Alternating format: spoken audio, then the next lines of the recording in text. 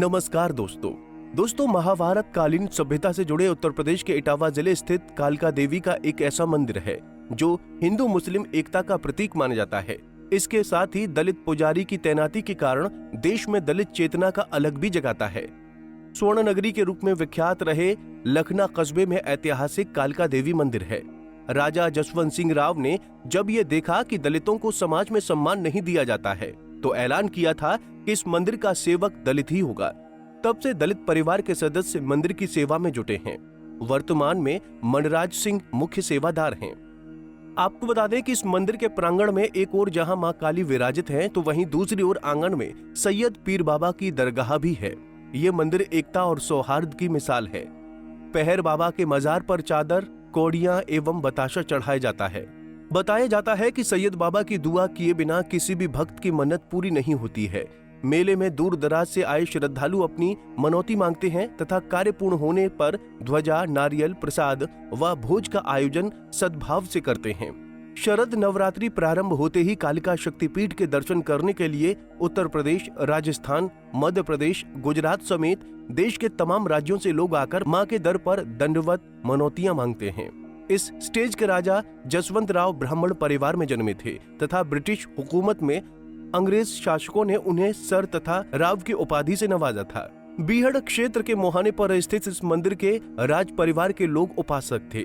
राजा रोजाना पूजा अर्चना के लिए जाते थे। बताया जाता है कि एक दिन राव साहब देवी माँ की पूजा करने जा रहे थे।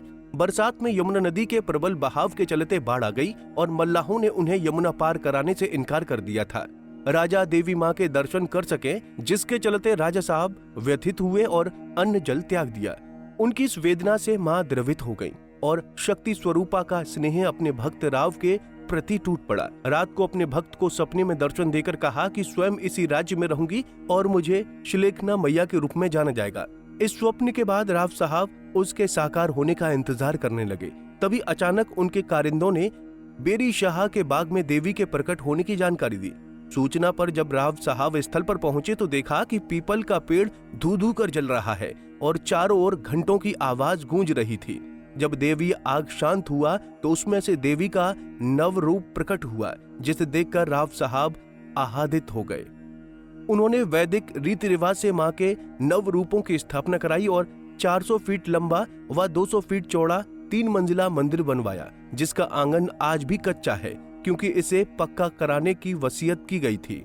कालिका देवी का मंदिर मुगल काल से हिंदू मुस्लिम एकता का प्रतीक है। ये मंदिर 9 शक्तिपीठों में से एक है और इस मंदिर का एक पहलू ये है कि परिसर में सैयद बाबा की दरगाह भी स्थापित है और मान्यता है कि दरगाह पर सिर झुकाए बिना किसी की मनौती पूरी नहीं होती।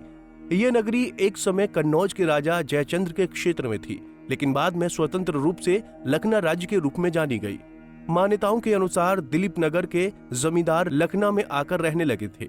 लोग बताते हैं कि मंदिर करोड़ों लोगों की धार्मिक आस्थाओं का केंद्र है। इस मंदिर में दर्जनों दस्यु सम्राटों ने ध्वज पताका चढ़ाए है। इसके अलावा पूर्व प्रधानमंत्री पंडित जवाहरलाल नेहरू, पंडित मोतीलाल नेहरू और भारत के सुप्रसिद्ध वकील तेज बहादुर सप्रू आदि ने मां के दरबार में आकर दर्शन किया है। वर्तमान में मां कालिका का मेला लगा है तथा भारी संख्या में श्रद्धालु यहाँ आते हैं। तो दोस्तों, उम्मीद है जानकारी पसंद आई होगी। वीडियो कैसी लगी कमेंट करके जरूर बताएं।